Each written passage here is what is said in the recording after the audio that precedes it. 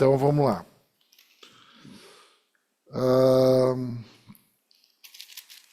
A gente trabalhou até o versículo 23, né? Então eu vou ler o versículo 23.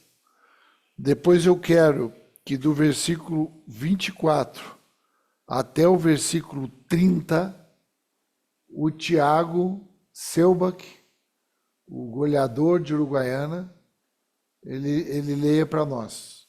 Do 24 ao versículo 30, Tiago, por gentileza. Do 31 até o 37, eu quero pedir, vou desafiar aqui a Ana, do Ederson. Aleluia! A Ana, ela é quietinha assim, mas ela está ligada em tudo. Então, do 31 até o 37. Tá bom, Ana? Glória a Deus.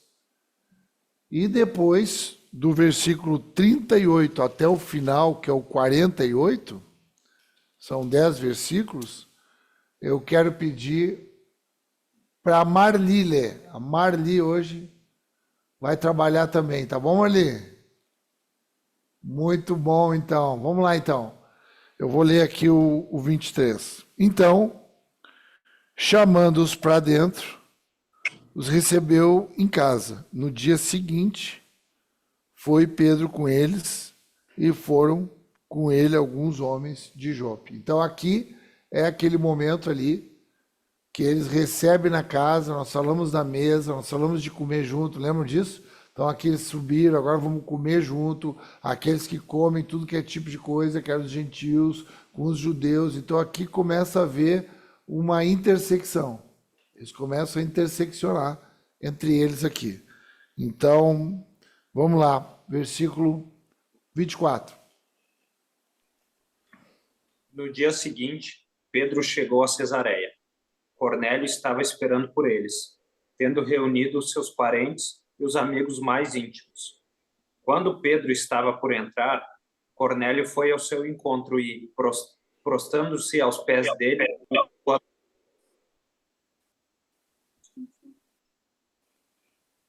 mas Pedro o levantou, dizendo: levante-se, porque eu também sou apenas um homem. Falando com ele, Pedro entrou, encontrando muitos reunidos ali, a quem se dirigiu, dizendo: vocês bem sabem que o judeu está proibido de se juntar a um gentil ou de entrar na casa dele. Mas Deus me mostrou que não devo considerar ninguém impuro ou imundo. Por isso, uma vez chamado, vim sem vacilar. E agora pergunto: por que motivo vocês mandaram me chamar? Cornélio respondeu: faz hoje 4 dias que, mais ou menos por esta hora, às 3 da tarde, eu estava orando em minha casa. De repente, se apresentou diante de mim um homem vestido com roupas resplandecentes.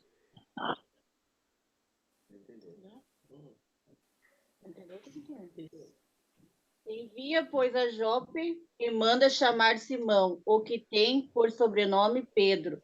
Este está em casa de Simão, o curtidor, junto do mar, e ele vindo te falará.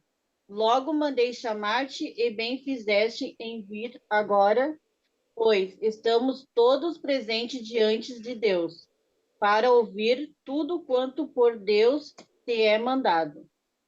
E abrindo Pedro a boca, disse: reconheço por verdade que Deus não faz acepção de pessoas, mas que lhe é agradável aquele que, em qualquer nação, o teme e faz o que é justo. A palavra que ele enviou aos filhos de Israel, anunciando a paz por Jesus Cristo. Este é o Senhor de todos. Esta palavra, vos bem sabeis, veio por toda a Judeia, começando pela Galileia, depois do batismo de João, que João pregou. É o 37, né? Isso. Vai lá, Marli. Me ouvem bem? Sim. Estão me ouvindo? Tá. Estamos sim.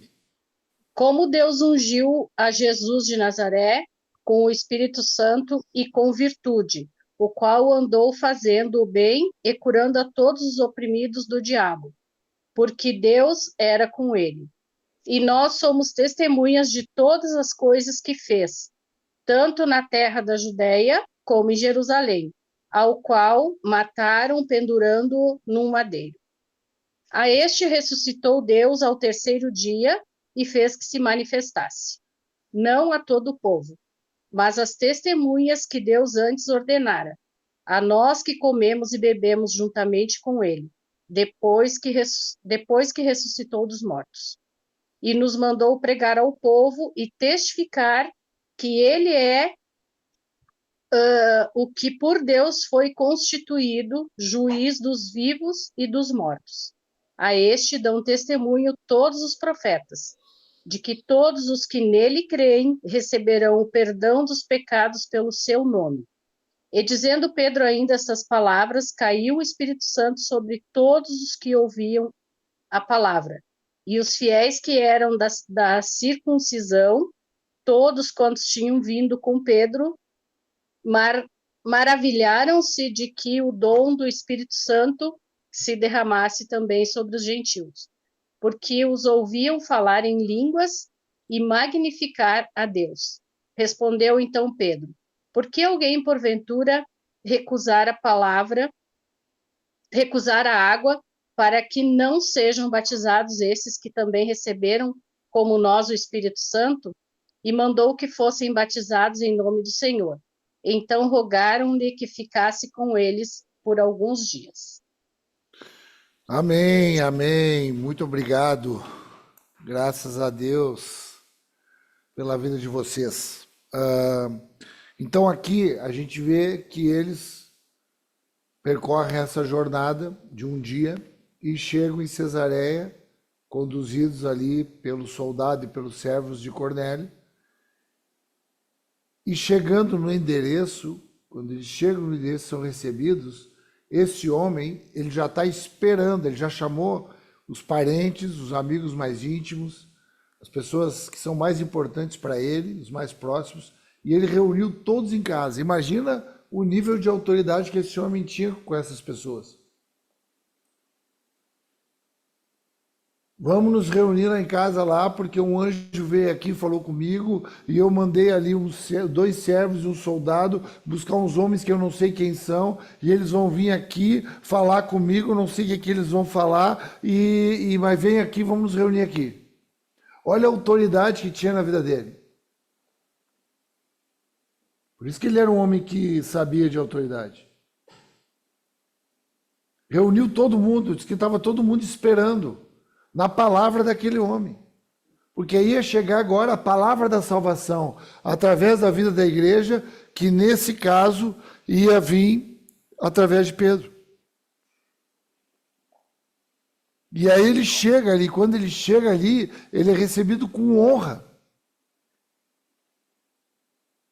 Estava todo mundo ali, quando ele viu ele chegar, ele se prostrou e começou a adorar, porque nesse momento aqui veio um conflito, uma confusão naquele homem que até então era um pagão, que tinha algumas condutas religiosas, que tinha alguns movimentos de piedade, de rituais, mas que ainda era um pagão, ainda não tinha um discernimento. O que é um pagão? Não tem discernimento de quem realmente é Deus.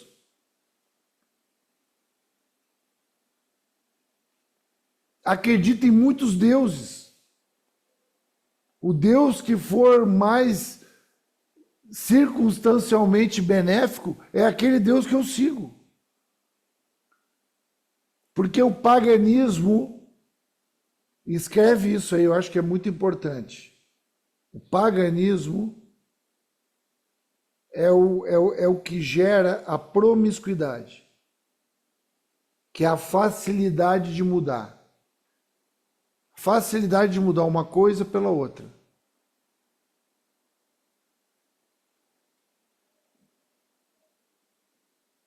E esse paganismo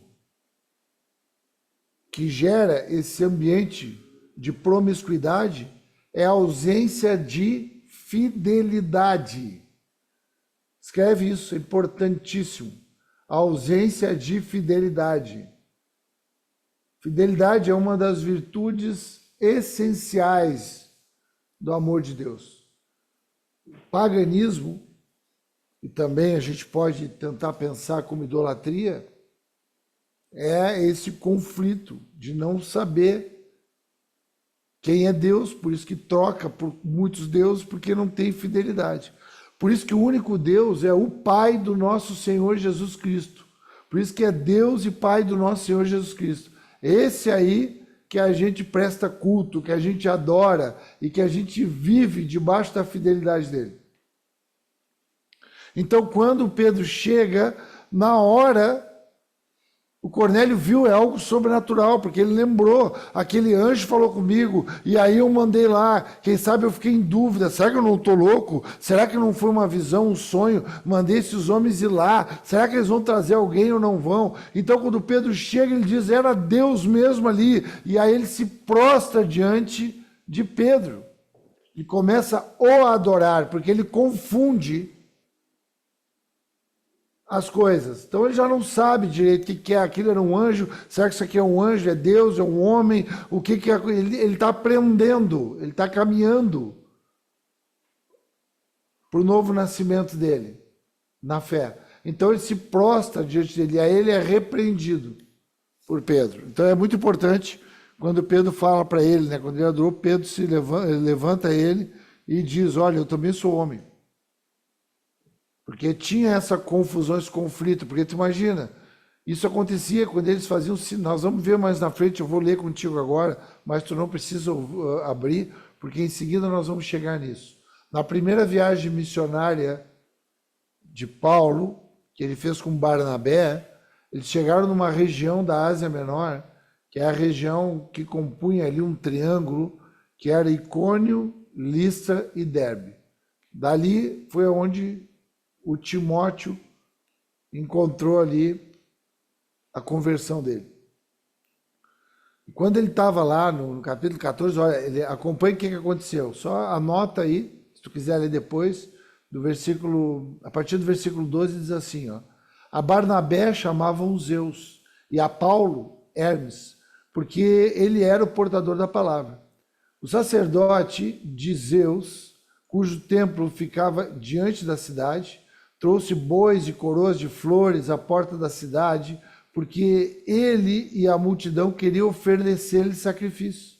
Ouvindo isso, os apóstolos Barnabé e Paulo rasgaram as roupas e correram para o meio da multidão, gritando, homens, por que vocês estão fazendo isso? Nós também somos humanos como vocês. Estamos trazendo boas novas a vocês, dizendo que se afastem dessas coisas vãs e se voltem para o Deus vivo, que fez o céu e a terra, o mar e tudo que neles há. Então aqui, nesse momento, aqui, nesse ambiente de Icônio, Listra e Derbe, eles começaram a fazer sinais de milagres ali naquele lugar, e havia uma palavra ali muito persuasiva, porque era o próprio Espírito Santo agindo e avançando para os confins da terra. A partir da vida de Cornélio, foram muitos outros lugares e homens que foram atingidos, convertidos. E aí, a partir disso, eles dizem, são deuses. Aí começaram a dizer, esse aqui é um Deus daqueles que eu conheço lá daquele templo, vamos trazer sacrifício para eles, vamos agradar a eles, vamos dar presente para eles, porque é isso que nós aprendemos, que quando a gente se depara diante de um Deus, a gente dá presentes para eles, a gente faz rituais para eles, e eles nos beneficiam naquilo que nós precisamos. É uma fé pagã ainda, imatura. Porque não desenvolve responsabilidade. Só evidencia uma necessidade. Uma fé imatura, fica evidente a nossa necessidade e o interesse de suprir ela. Uma fé madura, fica evidente tudo que eu já tenho e a minha necessidade agora é derramar sobre a vida de alguém. Essa é a fé madura. Então, naquele momento ali, acontecia muito isso, de eles confundirem, até eles terem a verdadeira conversão completada. Depois disso, a gente vê que eu queria chamar a atenção é que quando ele chega ali para conversar com ele, a primeira coisa que ele diz, que o Pedro fala, era: olha, você sabe que não pode, eu não poderia estar aqui, vocês são gentios, eu sou judeu, isso aqui não é lícito diante da lei mosaica, a lei de Moisés. Mas Deus falou comigo, eu tive uma experiência e é por isso que eu estou aqui. Porque agora eu sei que Deus não faz acepção de pessoas.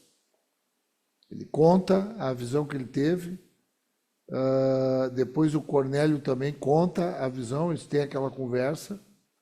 E falando tudo isso, eu quero frisar aqui, sublinhar, enaltecer o versículo 33. Olha o que diz no versículo 33.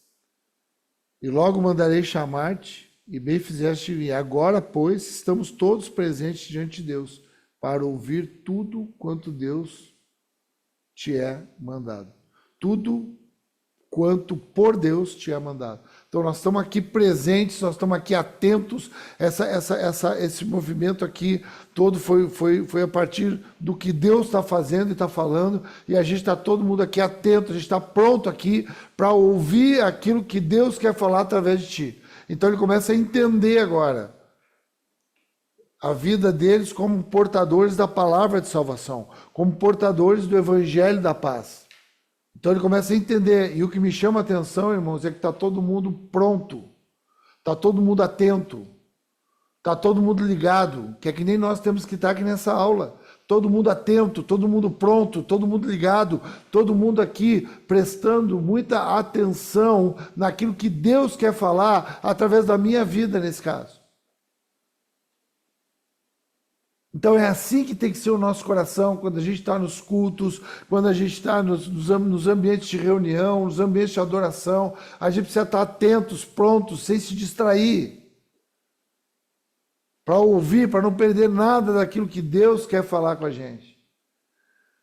E também essa questão de reunir todo mundo, né? Também eu fico pensando, olha o coração desse homem, né? Ele não queria só para ele. Não foi uma orientação ali, reúne todo mundo, os mais íntimos. Não, chama ele. E aí ele reúne todo mundo porque ele quer que as pessoas também desfrutem. Ele não quer só para ele aquela bênção, ele quer que as pessoas desfrutem daquilo que ele vai receber, daquela fé, daquela palavra. Então, quantas vezes, irmãos, aí eu faço uma pergunta para a gente, né? Muita gente me recebe, muita gente nos recebe, prepara os lugares para nós, onde nós vamos chegar, as casas para nos receber, os jantares, as mesas, prepara para receber e recebe a gente como quem recebe a palavra de Deus, a ponto de deixar a gente constrangido, quase que fazem isso, de se prostrar diante da gente. Então, essas duas reflexões eu queria que nós fizéssemos. Como que nós chegamos numa casa? É como aquele que é o transmissor da mensagem de salvação, da mensagem do arrependimento, da mensagem da libertação, a verdade, conforme nós falamos? Ou está chegando só para uma visita social, para matar a saudade? O que não é ruim. Mas Deus quer te preparar como igreja para tu chegar com uma palavra de salvação, para que as pessoas se reúnam, para que as pessoas digam: vem aqui, que vai vir um homem de Deus, uma mulher de Deus, uma família de Deus, vem na nossa casa. E nós vamos estar atentos aqui para aquilo que ele vai falar. E pensando por outro lado, quantas vezes a gente reúne pessoas, reúne vizinhança para dizer e chamar, vamos chamar agora aqui uma liderança, um pastor, um evangelista, e vamos reunir as pessoas aqui, as pessoas que são importantes para mim, vou reunir elas aqui para que venha essa pessoa e todos recebam da palavra de Deus que está na vida dela. Eu acho incrível o que esse homem fez. Reunindo todo mundo, chamando todo mundo. Eu creio que nós precisamos aprender com isso. Tinha autoridade, tinha humildade em Cornélio, que ele queria receber, mas tinha também uma autoridade, uma ousadia, uma determinação. Fiquem aqui, venham para cá e fiquem atentos, porque Deus vai falar com a gente. Deus preparou Cornélio para falar com ele no tempo certo e com as pessoas certas que estavam envolvidas nesse grande momento. Outra coisa que eu quero chamar a atenção, quero até que vocês escrevam aí, são os motivos ali que fizeram ele se reunir, porque veio o grande momento aqui do derramamento do Espírito Santo, o batismo do Espírito Santo. E é isso que a gente vai começar a viver, um batismo do Espírito Santo, uma renovação do Espírito Santo, o céu se abrindo como aconteceu aqui. E quais os pontos? Eu separei 3 pontos aqui, para a gente poder entender. O primeiro ponto é que Jesus ele estava ungido. Vamos ler onde é que diz. No versículo 38. Como Deus ungiu a Jesus de Nazaré com o Espírito Santo e com virtude. Então, Deus ungiu. Esse é o primeiro ponto. Quem está ungido é Jesus. Ele está ungido, cheio do Espírito Santo, e nós acompanhamos, é isso que eles estão falando. Nós acompanhamos, nós convivemos, nós vimos as bondades que ele fez, nós vimos os ensinos que ele trouxe, nós acompanhamos os milagres, nós andamos juntos intimamente, repartimos o pão junto com ele, e nós vimos que ele não era um homem comum, ele era um ungido de Deus, o Messias, o Cristo, enviado por Deus, aqueles que os profetas anunciavam e que o povo judeu esperava. Então, a primeira coisa, esse Jesus ungido pelo Espírito Santo. E ungido com o quê? Com virtude. Tinha virtude na vida dele. As virtudes, nós falamos de uma virtude aqui da fidelidade, né? Mas tem muitas virtudes que são, assim, exclusividade do Espírito Santo e que se vê na vida de Jesus. E que se vê também na vida da igreja, quando Jesus ele é o centro da nossa unção. Quando nós também somos ungidos hoje com esse mesmo Espírito que está na vida da igreja. É importante a gente saber que o Espírito Santo ele só estava integralmente em um homem, em Jesus. Por isso que ele é o nosso Cristo e Salvador da nossa vida. Cristo, o Senhor. Ele era que estava completamente, integralmente revestido do Espírito Santo. Depois que ele morreu, e aí é o segundo ponto que nós vamos estudar agora, e ele ressuscitou e subiu aos céus, agora esse Espírito é derramado sobre toda a carne, e a igreja ganha a condição de ser parte disso. Então nós somos ungidos também, com parte dessa unção, dessa escolha, desse chamado, que precisa se conectar, precisa comungar com outros irmãos, para que aí sim, essa unção, essa autoridade e essa manifestação de virtudes do céu aconteça. Para que o reino, venha a nós o vosso reino. Como é que o reino desce na terra? A partir das virtudes de Deus. Começou na vida do ungido, Jesus Cristo. E que hoje está espalhada na vida da igreja. Essas virtudes, nós falamos aqui de fidelidade, ter bondade, misericórdia, reconciliação, a paz, são uma infinidade de virtudes que são de Deus, princípios fundamentais que vão ser restaurados na tua vida a partir da conversão genuína. Em nome de Jesus, em nome de Jesus. Então esse é o primeiro ponto, é esse Jesus ungido com o Espírito Santo e trazendo virtude. O segundo ponto, muito importante, muito relevante, sobre o que o Pedro foi falar ali. Qual era o discurso de Pedro? Qual era o testemunho de Pedro? Vocês vão ser minhas testemunhas, os confins da terra. Qual é o testemunho que ele dá aqui? Ele fala também que é necessário a ressurreição, crer na ressurreição. Escreve esse segundo ponto. Crer na ressurreição. Que Jesus morreu, mas ele ressuscitou, que está no versículo 40 e 41. A este ressuscitou, ele está falando de Jesus. Ressuscitou Deus ao terceiro dia e fez com que ele se manifestasse, não a todo o povo, mas a testemunhas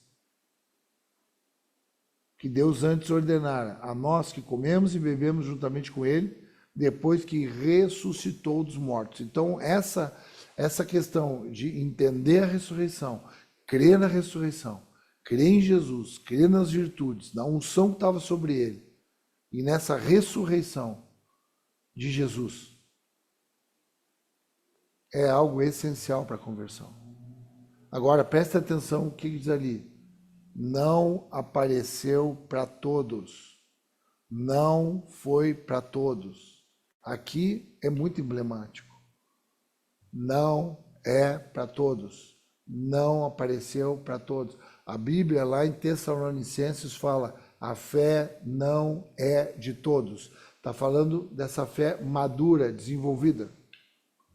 Por isso que tu é um privilegiado por tu estar aqui nessa aula, nesse culto, nesse momento aqui, porque a fé é para ti. Não tenha dúvida disso. Pode ser que ainda tu não entenda muito bem, não saiba muito bem, mas a fé é para ti. Crer na ressurreição é para ti. Para que tu possa viver a ressurreição da tua própria vida.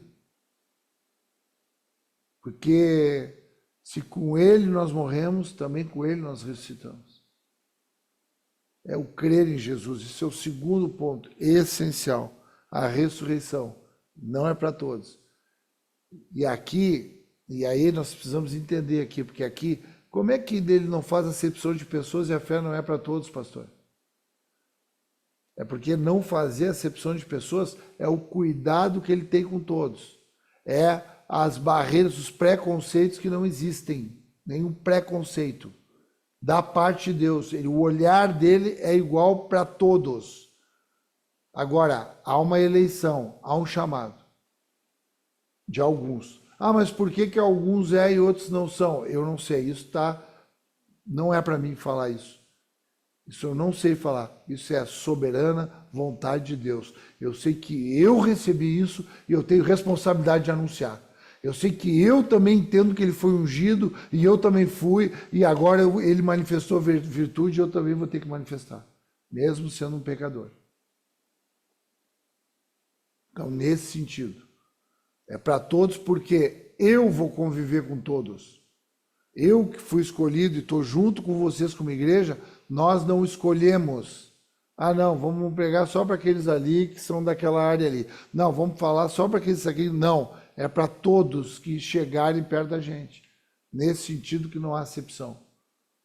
Agora, alguns têm mais responsabilidade. A Bíblia diz que muitos são chamados, mas poucos são escolhidos. Então há uma seleção, mas não acepção. E o terceiro ponto é que é a pregação do Evangelho da Paz. Ali ele fala ali que é o Evangelho da Paz, que é Cristo da paz, que é a paz que ele veio trazer, é a paz que ele veio pregar. Deixa eu ver onde é que está isso aí, me ajudem a achar. Onde é que ele fala do Evangelho da Paz ali? 36, a palavra que ele enviou aos filhos de Israel, anunciando a paz por Jesus Cristo, que é o Senhor de todos. Essa é a palavra. Vós bem sabeis, veio por toda a Judéia, começando pela Galiléia, depois do batismo que João pregou. Então, a pregação é do Evangelho da Paz, por isso que a pregação é a reconciliação. O amor é para gerar reconciliação. Reconciliação do homem com Deus e reconciliação entre os homens. Os homens vivem em guerra. Porque os homens andam com medo. Então eles vão se lançando uns contra os outros, como animais, que se enxergam como presas e predadores. E o Evangelho da Paz faz com que nós tenhamos os olhos abertos e nos enxergamos como irmãos. Irmãos, filhos do mesmo Pai que não faz acepção. Amém, queridos? Tá esses 3 pontos aí? Glória a Deus. E para finalizar, eu queria que aqui na hora que ele começou a falar, daqui a pouco, que ele estava dizendo essas palavras e caiu o Espírito Santo. O Espírito Santo é soberano. Diz que ele estava falando, ele estava testemunhando uma palavra simples e caiu o Espírito Santo e aquele povo todo foi tomado de alegria, foi tomado de línguas estranhas. As línguas estranhas, irmãos, é um dom do Espírito Santo, é uma evidência do batismo do Espírito Santo. É o Pentecostes acontecendo até o final dos nossos dias. O Espírito Santo desceu e batizou, e ele viu, quando as pessoas viram aquilo ali, quando aqueles homens que vieram com o Pedro viram o que estava acontecendo, eles viram, olha só o que está acontecendo. É para todo mundo mesmo. Assim como nós recebemos, os gentios também receberam. Isso é para todos, no nome de Jesus. Aleluia! Isso é para todos, deu uma grande alegria. E aí o Pedro disse, pode alguém porventura recusar a água para que não sejam batizados estes que também receberam como nós o Espírito Santo? E mandou que fossem batizados em nome do Senhor. Então rogaram que ficasse com eles alguns dias. Batismo do Espírito Santo, irmãos. É isso que nós temos que buscar, o batismo do Espírito Santo. Busca o batismo do Espírito Santo sobre a tua vida. Nós precisamos buscar o batismo do Espírito Santo na vida dos jovens, dos adolescentes. O batismo do Espírito Santo, esse selo do Espírito Santo, algo sobrenatural que vem do céu, invade a nossa vida.